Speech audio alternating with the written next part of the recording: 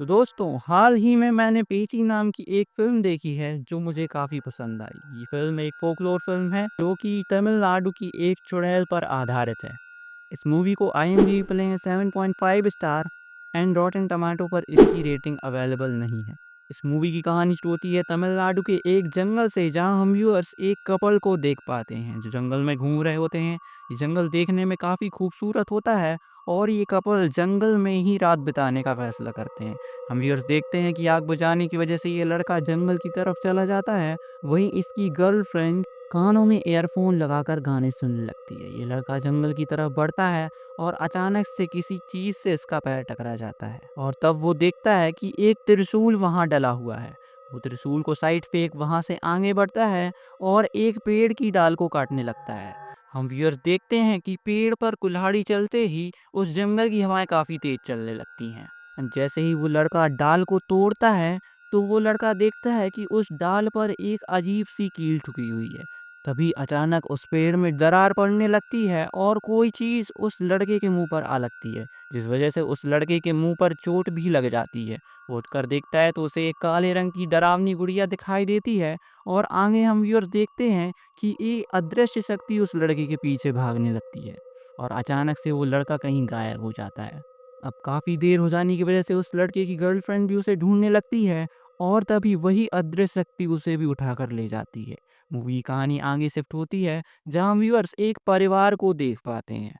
हम देखते हैं कि एक आदमी अपनी बेटी से गाड़ी की चाबी मांग रहा होता है। इस आदमी का नाम मारी होता है और वो अपनी बेटी को समझा रहा होता है कि वो उसे अगली बार फिल्म दिखाने ज़रूर ले जाएगा। तभी उसकी बीवी वहाँ आ जाती है और वो उससे कहती है कि उसका काम पर जाना ज़रूरी है क्या, और परसों उसकी बेटी का जन्मदिन भी है, जिस पर वो कहता है कि वो उसके जन्मदिन तक वापस आ जाएगा। अब मूवी की कहानी आगे शिफ्ट होती है, जहाँ हम व्यूअर्स 5 दोस्तों को देख पाते हैं, जिनमें चरण, मीना, चेरी, सेतु, चारू को देख पाते हैं, जिनमें चरण और मीना कपल होते हैं। मूवी में आगे हमें पता चलता है कि ये सब ट्रैकिंग के लिए जाने वाले हैं।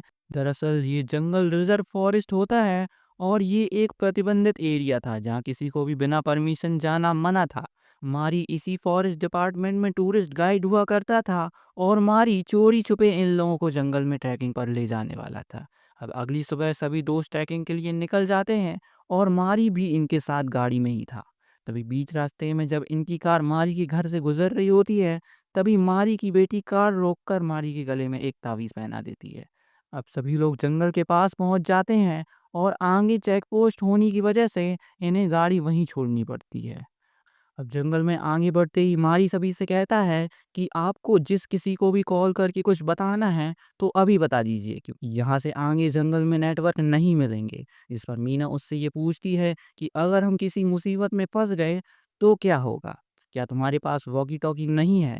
जिस पर मारी मीना से कहता है कि डिपार्टमेंट की तरफ से ऐसा कुछ दिया ही नहीं गया और तुम लोग अगर मेरे हिसाब से चलोगे तो तुम्हें जंगल में किसी भी प्रकार की समस्या नहीं होगी। अब कुछ दूर आगे बढ़ते ही मीना को एक तालाब दिखाई देता है, जहां वो सब एंजॉय करने लगते हैं और काफी शोर भी मचाने लगते हैं, जिस पर मारी उन्हें ऐसा करने से रोकता है क्योंकि ऐसे तालाब के आसपास जंगली जानवरों का खतरा रहता है।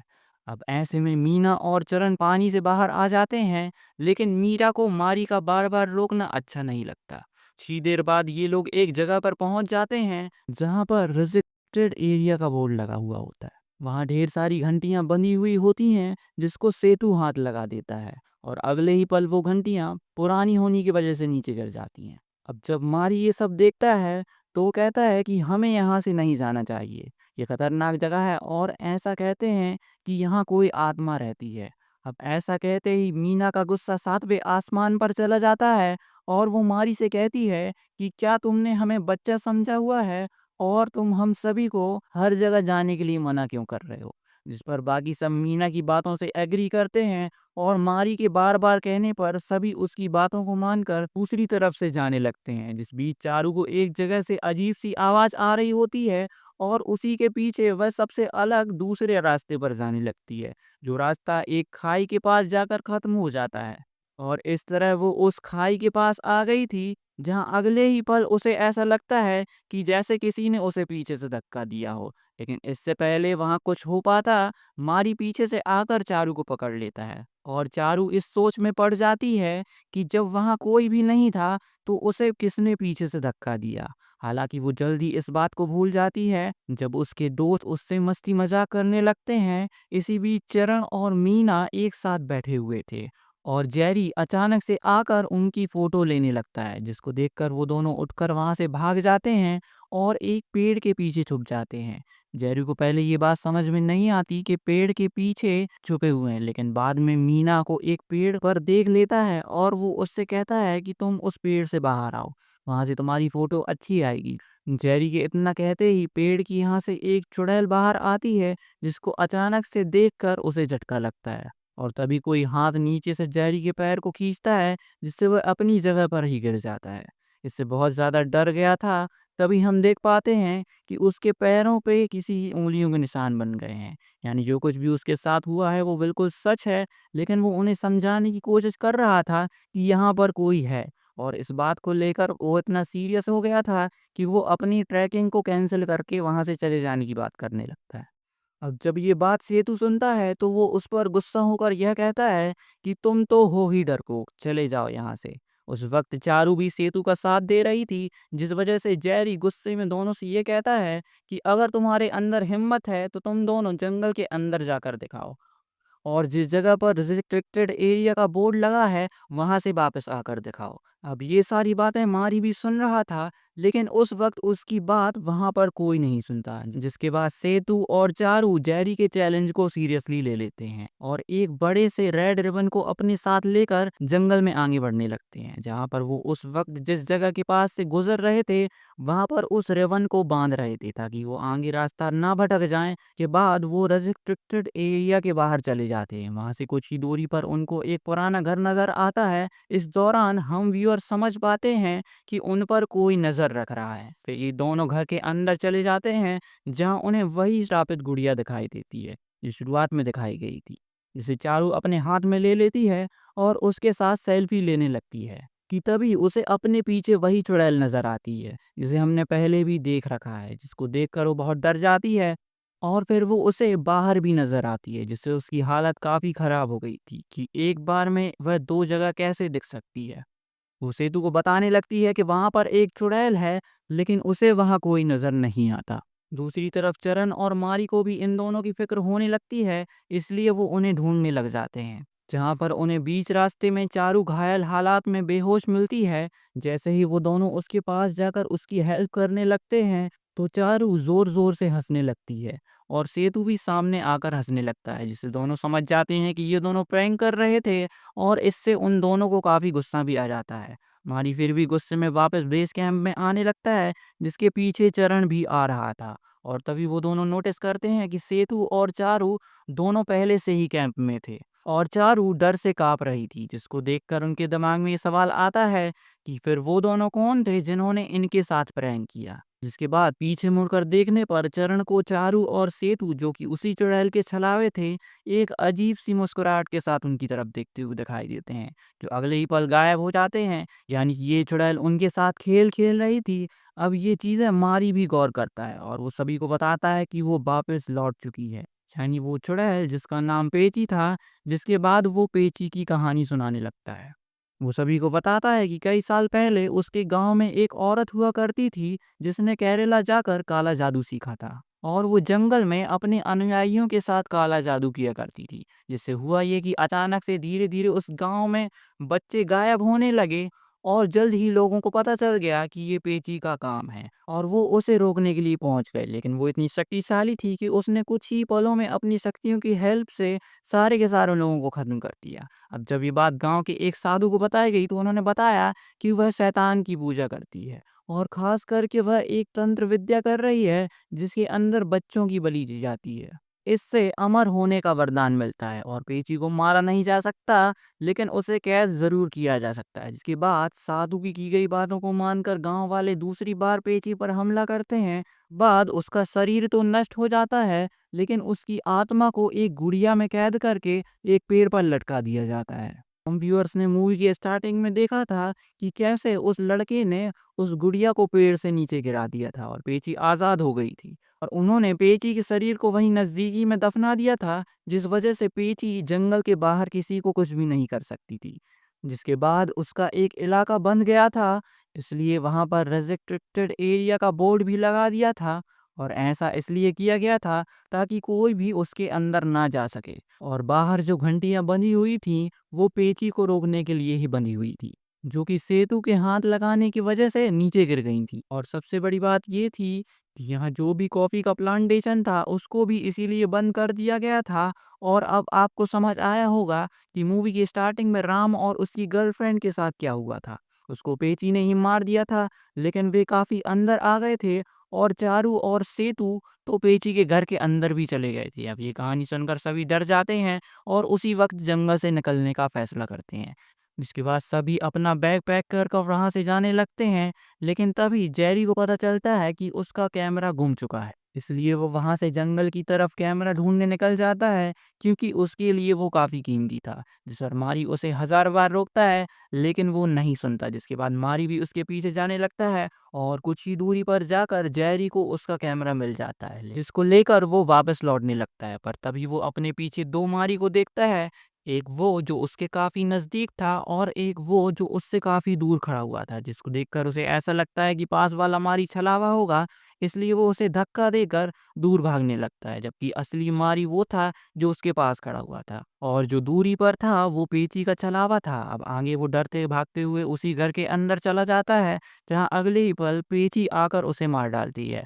अब मारी जो कि जेरी के साथ गया था, अब वो अकेला ही लौटता है, जिससे सेतु और मीना को लगने लगता है कि मारी ने ही जेरी को मार दिया होगा। ये सब मारी ही कर रहा होगा, यानी उन्हें पेची वाली बात पर इतना यकीन नहीं, जिससे कि सेतु मारी पर गुस्सा होकर उसे मारने लगता है। और दूसरी तरफ चारू भी कहीं चली जाती है, जिसके ढूंढते हुए चरण और मीना उसके पीछे जाते हैं, जहां पर उन्हें चारू एक जगह पर अजीब तरीके से खड़ी हुई मिलती है। वह एक ही झटके में पेची उसे उड़ाकर ले जाती है, जो कि इतनी तेजी से हुआ था कि वो सब ठीक से देख भी नहीं पाते। अब जैसे ही चारू की मौत के बारे में सेतु और मारी को पता चलता है, तो दोनों जंगल से भागने लगते हैं और तभी उनके पीछे मीना और चरण भी भाग रही थी, जिस वजह से मारी काफी दूर भाग जाता है और उसकी जगह एक छलावा मारी बनकर इन तीनों को पेची घर के पास ले जाने लगता है। जिस वजह से सेतु समझ जाता है कि वह चरण और मीना गलत रास्ते पर जा रहे थे, जिस पर वो चरण और मीना को रोकता है। वहीं दूसरी तरफ हमें रियल मारी को दिखाया जाता है, जिस पर पेची हमला कर देती है, लेकिन किसी वजह से वह बीच में ही रुक जाती है और वहां से गायब हो जाती है। लेकिन ऐसा हुआ कैसे, ये हमें तब समझ आता है जब उसकी बेटी ने उसे वो तावीज़ दिया था। पेची ने उसे मार नहीं पाई, क्योंकि आगे हम नोटिस करते हैं कि मीना गायब हो गई है, जिसको चरण और सेतु मिलकर ढूंढने लगते हैं और तब वो उन्हें पेची के घर पर नजर आती है, जिसको सेतु देखकर वहां से भागने लगता है।